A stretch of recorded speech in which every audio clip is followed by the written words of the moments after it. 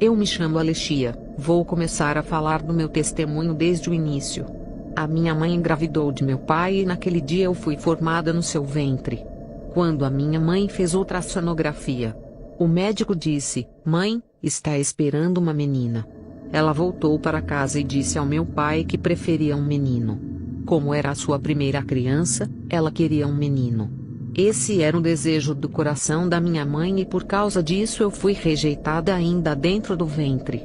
Ela queria me abortar, mas o meu pai não permitiu que ela fizesse isso.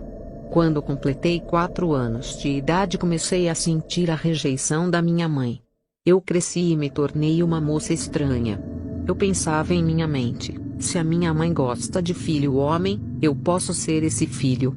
A minha revolta é que eu não pedi para nascer mulher. Eu dizia para minha mãe: eu não pedi para vir ao mundo, vocês que planejaram para que eu nascesse. Eu quero dizer a todos que me ouvem, quem determina o sexo da criança é Deus. Por causa da maldição os meus seios não desenvolveram. Mas hoje dou glória a Deus por ser liberta, não ligo para o meu corpo, o que importa é a minha alma ser salva. Lá no céu teremos os nossos corpos perfeitos. Eu comecei a não gostar de homens e comecei a sentir um forte desejo por mulheres. Satanás percebeu todo esse desprezo da minha mãe e trabalhou em cima disso para destruir a minha vida. Passei a namorar outras moças sem os meus pais saberem. A minha primeira relação sexual foi com uma mulher.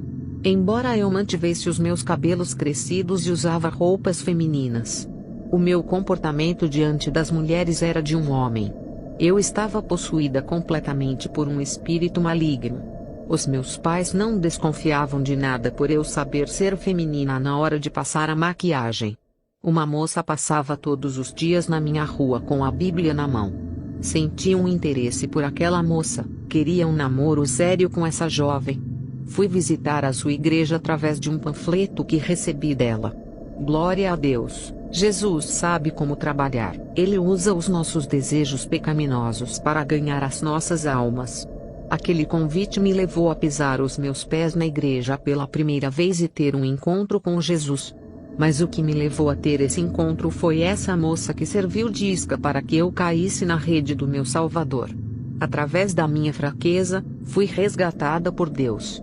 Entrei na igreja e um homem de Deus olhou para mim e revelou toda a minha vida. Ele sabia que eu era lésbica e ainda disse que a culpa não era minha por seguir esse caminho, e sim da minha mãe, quando ela abriu a sua boca e disse que preferia um menino ao invés de uma menina. Ela sem perceber havia jogado uma maldição no seu ventre, através de suas palavras que veio do seu coração com forte desejo. Naquele dia um demônio entrou no ventre da minha mãe e me possuiu. Eu nasci endemoniada e nunca tinha gostado de homem até receber a libertação. Aquele servo de Deus colocou as suas mãos sobre os meus ombros e orou. Eu caí no chão endemoniada e aquele demônio que morava dentro de mim há 20 anos foi embora.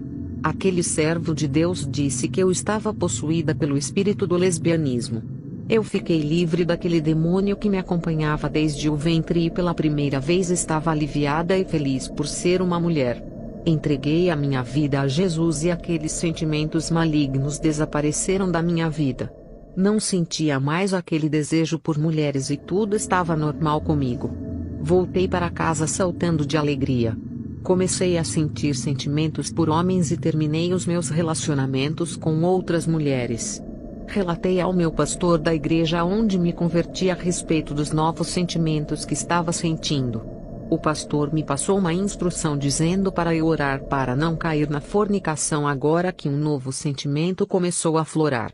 Ele disse que eu posso se relacionar com um homem, mas eu tinha que orar e pedir uma pessoa de Deus. Eu era nova convertida, mas Deus sabia o desejo do meu coração e revelou para o seu servo para que eu não caísse em mais um laço do diabo que é a prostituição.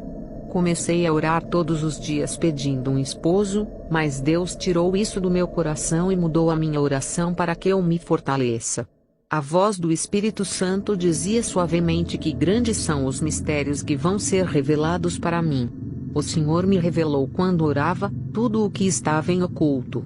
Ele me advertiu para não se relacionar com homens ímpios. Eles iriam me tirar do caminho de Deus e me levar a lugares que não agrada a Deus.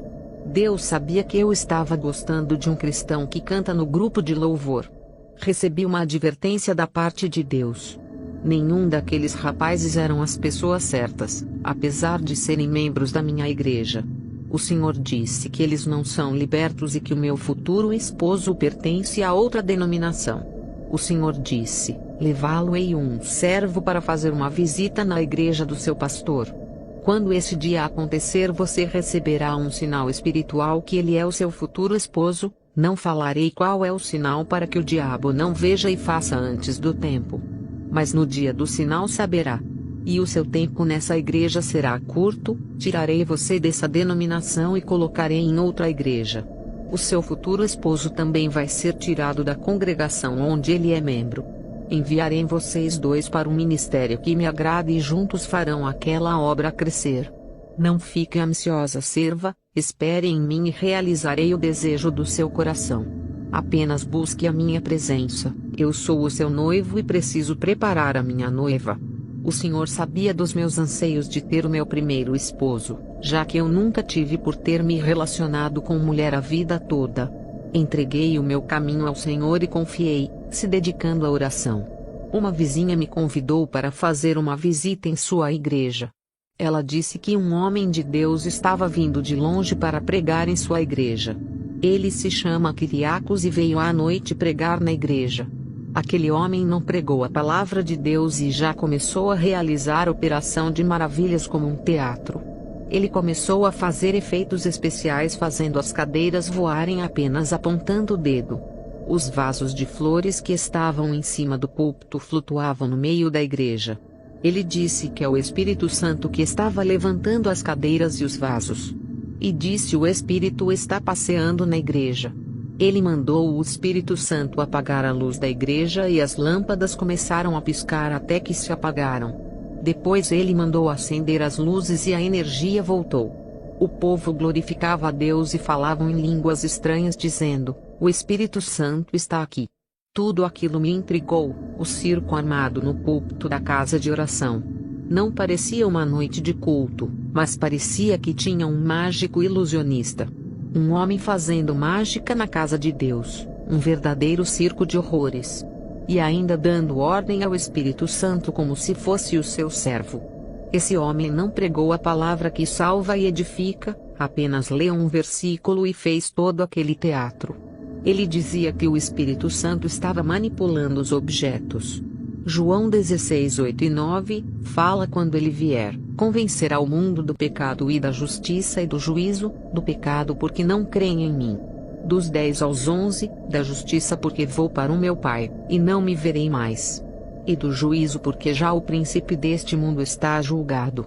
A função do Espírito Santo é convencer do pecado e do juízo.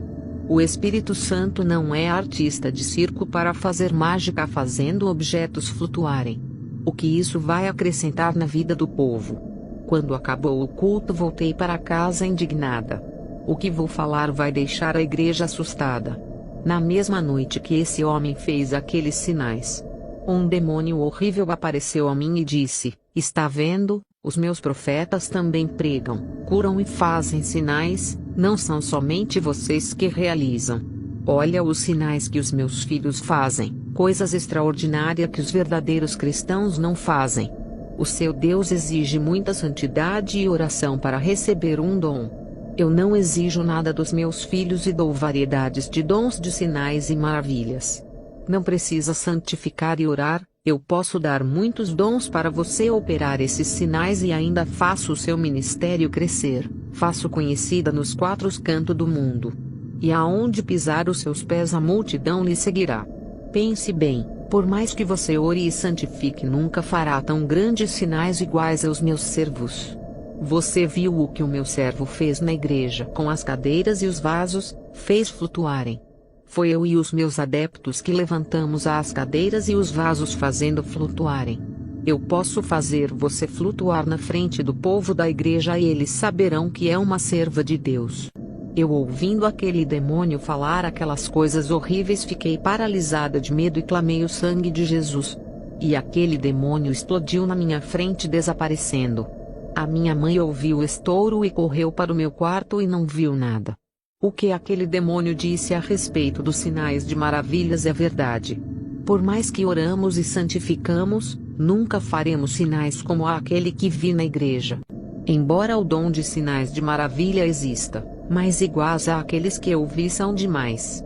O prazer do Espírito Santo não é fazer um show para a plateia, mostrando que ele tem poder para fazer objetos flutuarem. O Espírito Santo usa uma pessoa para realizar o que é suficiente e acrescenta para a obra de Deus. Já o diabo gosta de se aparecer e dar espetáculos dentro da igreja, querendo provar que tem poder. O pior de tudo isso é a igreja se deixar enganar pela quantidade de sinais. A fé é pelo crer na palavra e não pelos sinais. Jesus repreendeu Tomé por ele querer ver os sinais da sua mão, mas parabenizou os que enxergam pela fé sem precisar ver os sinais. Jesus ainda disse que os sinais acompanharão a todos os seus servos. Ele não disse para correr atrás de sinais, mas afirmou que esses sinais vão estar seguindo os que levam à verdade. Não podemos acreditar que todos os milagres provêm de Deus. James e Jambres, servos de Satanás, operavam grandes sinais. 2 Timóteo capítulo 3 e 8, e Êxodo capítulo 7, verso 10 ao 12. Jesus alertou que nos finais dos tempos, os falsos profetas farão mais sinais do que os escolhidos. A palavra diz que no fim dos tempos quem se destacariam nos sinais são os falsos profetas, não os escolhidos. Mateus 24, versículo 24. O meu futuro esposo foi visitar a minha denominação. O Espírito Santo me revelou que ele é a pessoa que Deus preparou a mim. O seu nome é Dimitrios Kotsaris, um homem temente a Deus. Passamos a conversar e ter uma vida de oração sem contato físico até o nosso casamento. Foram 7 meses orando para Deus preparar. E tudo aquilo que Jesus disse se cumpriu. Eu me desliguei da minha denominação e Dimitrios se desligou da dele. Deus nos colocou em uma igreja abençoada. A nossa vinda para aquele ministério foi de Deus, que a nossa presença atraiu as almas para congregar conosco. O nosso ministério cresceu de uma forma espantosa. Eu e o meu esposo temos uma comunicação eficaz e de grande tranquilidade nas provas.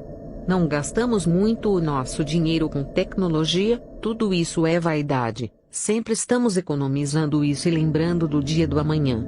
O meu esposo expressa os seus sentimentos com clareza. Isso facilita muito em uma relação. Um cristão rude que maltrata a esposa desgasta um relacionamento. Evitem discussões que aumentam o tom da voz. Não falem palavras destrutivas e nem palavras negativas. Exercite a empatia, o diálogo e apoie os projetos e sonhos do outro. O casal que não acredita no projeto do outro estraga o relacionamento. O esposo não pode obrigar o outro a fazer nada por obrigação. O sexo é respeito mútuo entre o casal. Se forem ficar sem coabitarem, que fique por um período que não demore e Satanás não lhe atente. O marido e a esposa têm que fazer as coisas juntos. Não pode existir individualidade entre eles, cada um fazendo uma coisa diferente. O individualismo acaba com a força do casamento. Quando forem dormir, vão juntos. Nada de alguém se deitar primeiro e deixar o outro na cozinha ou na sala. Quando forem sair juntos para qualquer lugar, vão de mãos dadas. Sempre perdoe as falhas do outro. Se tiver algum conflito, resolva sentados no diálogo. Entendam que nada é perfeito e defeitos têm que ser corrigidos. De manhã, quando acordar, tem que um dar bom dia ao outro e um abraço forte sem motivo. Quando você que é esposo estiver no trabalho, mande um recado dizendo se está tudo bem em casa.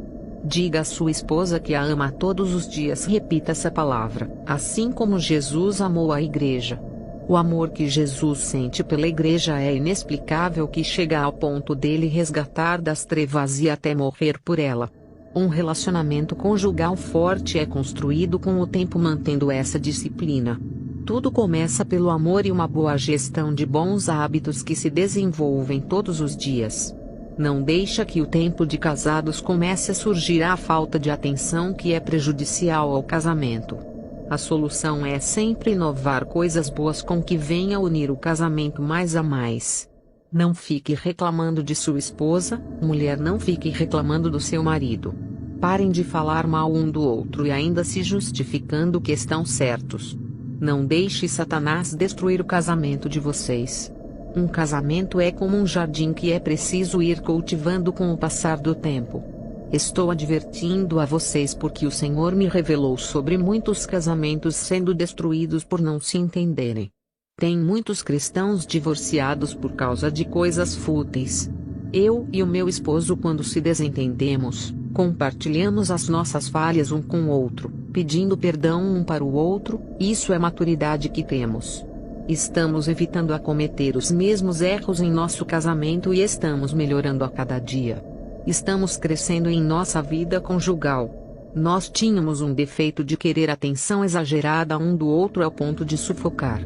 Isso estava acabando com a nossa vida conjugal, o controle excessivo que proibia o outro de conversar com as pessoas da igreja. A gente é líderes de grupos e os ciúmes estavam atrapalhando a obra. A base de tudo é a confiança e ciúmes não justifica a desconfiança. Isso desgasta e oprime qualquer pessoa. A mentira é a única que arruína o casamento. Eu e o meu esposo se ajustamos em muitas coisas. Deus me deu um esposo maravilhoso e compreensivo que sempre me ajuda nas orações. A gente ora juntos sempre à noite. Um dia eu estava orando e a presença de Deus ficou tão forte que fui arrebatada. De repente eu me deparei com um corpo negro gigante. Parece um ser gigantesco e eu estava perto de sua boca. Eu parecia um inseto perto daquela boca gigante. Esse corpo negro se alimentava de alma. Eu podia ver como aquele corpo estava ficando largo, quando as almas entraram pela boca que estava aberta.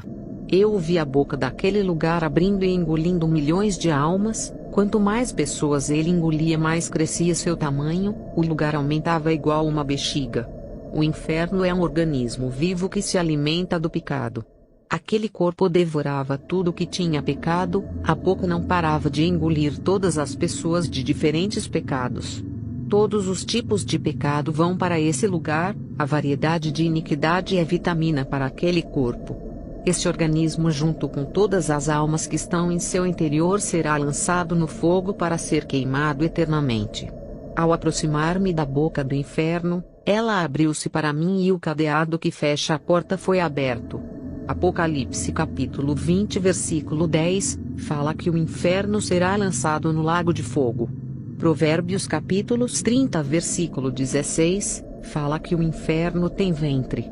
Provérbios capítulo 1 versículo 12 fala que o inferno tem uma boca onde descem as almas conscientes.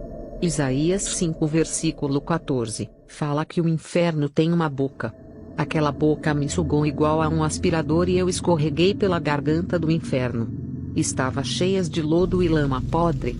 Eu caí num abismo que parecia que não tinha fim a minha queda. Eu parecia uma pedra sendo lançada para baixo no abismo. Eu estava em um buraco profundo e gritava que a minha garganta estourava. Jonas capítulo 2 versículos 5 ao 6, fala das algas que se enrolam na cabeça. Também fala de covas, prisões eternas e das trancas da terra. Eu estava presa eternamente em uma cova, trancada debaixo da terra e ainda umas cordas se enrolaram na minha cabeça e garganta me sufocando. E quando não tinha mais esperança, algo me puxou para fora daquela cova. Eu comecei a caminhar por aquele lugar e vi um vale só de homem homossexual. Esses homens estavam um em cima do outro e uma voz dizia que eles mesmos tinham praticado sexo entre eles quando estavam vivos na terra. E continuei caminhando e vi um homem no tormento. Esse homem eu conheci ele no leito de hospital. O meu pastor tinha ido ao hospital e evangelizou-o. O homem estando em fase terminal, os médicos disseram que ele tinha câncer e não havia mais jeito. Ele estava condenado à morte. A sua solução era entregar a sua vida a Jesus. Ele não queria se arrepender e disse para o meu pastor que se Jesus fosse bom, não teria deixado o câncer comer ele por dentro. E partiu sem se arrepender dos seus pecados e estava arrependido naquele lugar. Também vi uma mulher que trabalhava de prostituta. Ela era minha vizinha e morreu há 2 anos de acidente de carro. Quando ela me viu, pediu para lhe tirar daquele lugar. Também vi uma amiga minha que morreu há 5 anos atrás. Ela era lésbica e quando ainda vivia a gente saía para as casas noturnas juntas. Ela se chama Adrasteia e quando me viu gritou o meu nome. O lugar onde ela está é infestado de lésbica. Aquele lugar seria a minha morada se eu não me convertesse. Também vi 2 homens que eram deficientes quando ainda viviam na terra. Vi um homem que era cego e estava dentro de uma cova de fogo. Uma voz dizia que mesmo ele sendo cego tinha um coração maligno. Usava a sua língua para mentir e ainda causava divisões dentro da família. Aquele homem havia nascido cego, mas vivia em fornicação. Ela pagava uma pessoa para levar ele às casas noturnas e quando chegava lá se embriagava e mantinha relações sexuais com várias mulheres. No inferno ele conseguia ver o fogo do tormento lhe consumindo. O outro homem estava sem perna e se arrastou pelo fogo. Uma voz disse que esse homem era um cristão, mas ele começou a caminhar para casas de prostituição. Ele trai a sua esposa que é uma missionária que vivia orando para Deus levantar o seu ministério. Ela também orava para Deus abençoar o seu casamento, agradecendo a Jesus pelo grande homem que Deus colocou na sua vida. Ela acreditava que ele era fiel. As suas pernas estavam levando ele para lugares que não era da vontade de Deus. Esse homem quando se converteu tinha prometido a Deus que os seus pés nunca pisariam nesses lugares. Ele tinha ganhado um carro de um servo de Deus que deu de coração para ele usar para a obra. Mas ele começou a usar o carro para outras coisas, levava os seus amigos ímpios para se prostituir nessas casas noturnas. E enchia o seu carro de mulheres. Ele estava pregando a palavra de Deus em adultério em cima do púlpito. Até que um dia ele não levou os seus amigos e foi sozinho se prostituir. Deus não queria que nada acontecesse com os seus amigos, e sim com ele. Nesse dia ele sofreu um acidente e as 2 pernas foram amputadas. A sua esposa chorou e questionava a Deus dizendo: Senhor, como o seu servo vai fazer a obra? O seu esposo também murmurava chamando Deus de carrasco. Até que ele desviou e o seu coração se endureceu. Mesmo sem as pernas tratava mal a sua esposa. E quando o povo da igreja ia visitá-lo, ele expulsava a todos dizendo que não queria saber de Jesus por permitir que ele ficasse sem as pernas. A perda de suas pernas não levou aquele homem ao arrependimento. Ele morreu e chegou ao inferno sem as pernas e se rastejava pelo fogo e gritava de dor. Continuei a caminhar e passei perto de um grupo de pessoas que estavam sendo chicoteadas pelos demônios. Uma voz disse: esses que vocês estão vendo são os desviados. Eles estão sofrendo as mesmas chicotadas que Jesus sofreu. Quando passei por aquele lugar e continuei a caminhar, eu vi milhões de almas caindo de cima. Elas pegavam fogo antes de chegar ao chão do inferno. Os gritos que ouvi naquele lugar são arrepiantes. Uma força me puxou para cima e eu estava fora do inferno. Fiquei flutuando nos ares. Uma voz disse: se prepare que vou lhe mostrar as visões que acontecerá no tempo do fim. Eu olhei para cima e vi um grande meteoro caindo do céu na terra. Esse meteoro, quando se chocou na cidade, derrubou 4 prédios que estavam juntos. Esses prédios tinham várias pessoas dentro que morreram com o fogo do choque do meteoro. Pedaços dos prédios caíram na avenida em cima das multidões de pessoas que estavam passando na rua. Os gigantes pedaços dos prédios caíram em cima de carros, casas, comércios e as chamas se alastravam por todos os lados. Multidões de pessoas foram mortas sendo esmagadas e queimadas. Essa visão me causou espanto, mas depois eu vi outro meteoro maior caindo dentro do mar. O impacto foi tão forte que as águas do mar ficaram agitadas e causou um tremor no fundo do Oceano Índico, Atlântico e Pacífico. As ondas subiram mais de 600 metros e continuou a subir passando disso. Prédios de 10 andares para cima que estavam perto dos mares foram cobertos. Pessoas foram arrastadas das janelas desses prédios através das ondas. As águas tomaram as avenidas, arrastando carros, caminhões, árvores, casas, prédios e multidões de pessoas. Isso aconteceu nos 4 cantos do mundo. Ilhas foram submersas, países pequenos à beira-mar desapareceram e civilizações foram tragadas. Pequenos países que são ilhas ficaram debaixo das águas no fundo do mar. Quando as águas ficaram normais, o mar estava cheio de corpos. Tubarões, crocodilos e outros animais marinhos se fartaram de tanta carne que foram arrastados pelas águas para dentro do mar. E na avenida havia muitos corpos, um por cima do outro, e também as ruas estavam cheias de corpos para todos os lados. Parecia que a cidade foi atingida por 10 bombas atômicas por causa dos destroços que as ondas causaram. Tubarões, baleias, peixes e outros animais marinhos também foram arrastados para a terra por causa das ondas. Vários barcos e grandes navios foram engolidos pelas águas. Os corpos mortos que estavam espalhados pelas ruas entraram em estados de decomposição. As autoridades governamentais não sabiam onde enterrar tanto corpos mortos de pessoas e animais. Com aqueles corpos mortos no meio da rua, epidemias de doenças começaram a se multiplicar através de insetos, vermes e bactérias. Os demônios que atuam no mar estavam mais agressivos e causaram redemoinhos nos mares e arrastaram embarcações. Olhei para o céu e vi uma pedra gigante vindo do universo e ao entrar na atmosfera do nosso planeta se despedaçava. Aqueles pedacinhos eram pequenos nos ares, mas ao cair na terra eram gigantes. Cada pedaço daqueles caíram no mar e nos rios. Essa pedra gigantesca que veio do espaço tinha um veneno tóxico. Quando caiu nas águas, elas ficaram contaminadas e milhões de animais marinhos morreram e ficaram boiando nas águas. Não havia espaço nos rios e nem nos mares para as embarcações andarem por ter tanto animais mortos. Havia animais espedaçados por causa dos impactos dessa grande pedra espacial. As águas se tornaram em sangue e um forte fedor de carniça invadiu todo o planeta. As águas de sangue coalharam e muitos animais morreram de sede por beber aquelas águas contaminadas. O nível de oxigênio dessas águas caíram e tirou toda a vida da água, mudando toda a sua estrutura molecular. Os hidrogênios das águas se modificaram, causando um grande desastre no meio habitat aquático. A indústria pesqueira entrou em falência por não encontrar peixes nas águas para vender. A água ficou escassa na terra, pouca quantidade para muitas populações. As águas que não eram sangue se tornaram amargas por causa da toxina daquela pedra espacial. Animais terrestres e aves aquáticas que dependem de águas doces para matar a sede morreram por causa da toxina. As torneiras saiam águas amargas matando milhões de pessoas. Quem bebeu dessa água morreu envenenado por uma substância mortal. Aqueles pedacinhos do meteorito se distribuíram para outros rios.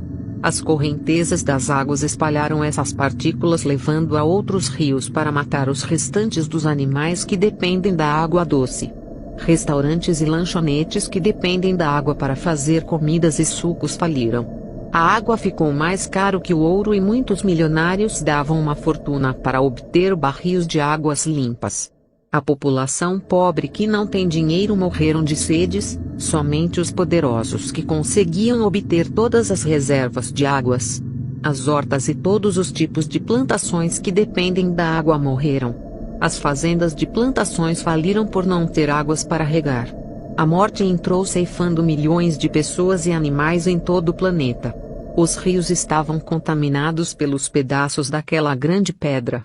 Eu não sei dizer se era um rio com vários vertentes ou rios de outros lugares. Também vi vários rios se tornando em sangue. Não era só um rio, mas umas variedades de rios de vários lugares no mundo. Eu não sei se foi por causa dos meteoritos, mas a água doce da terra acabou e a reserva. E o povo, para matar a sede, bebiam sangue. O sangue saía pelas torneiras. Essa era a única água que servia para matar a sede dos povos. O sangue que saía das torneiras tinha milhões de bactérias e causava doenças mortais nas pessoas.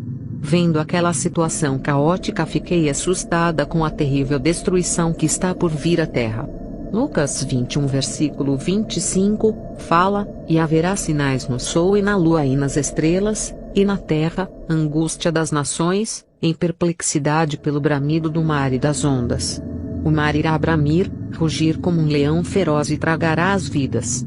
Pessoas me disseram que o mundo não vai acabar com a água, por causa da promessa que Deus fez a Noé, e isso é verdade. O que o Senhor me revelou, que as águas serão o seu juízo contra as nações rebeldes. será a ira de Deus contra o homem que tem poluído as águas por causa do petróleo e matado os animais marinhos. A água também tem vida, se não tivesse os animais não sobreviveriam. As águas se vingarão dos homens que a têm destruídos. O Senhor me mostrou no fundo do mar, abaixo da terra, um monstro terrível. Eu não sei se é um demônio ou um monstro, mas é espiritual. O Senhor disse que ele é o Leviatã, que em breve vai sacudir as águas, aonde tiver rios, mares ou lagos. Depois dessas revelações eu voltei à terra. O meu esposo estava ao lado do meu corpo, que estava deitado ao chão. A gente estava orando juntos e ele disse que eu apaguei na oração, mas o Espírito Santo tranquilizou o seu coração e disse que iria ficar tudo bem. Agradeço a Deus por essa oportunidade de compartilhar o meu testemunho. Que o Espírito Santo dê graça e força a todos vocês. Amém.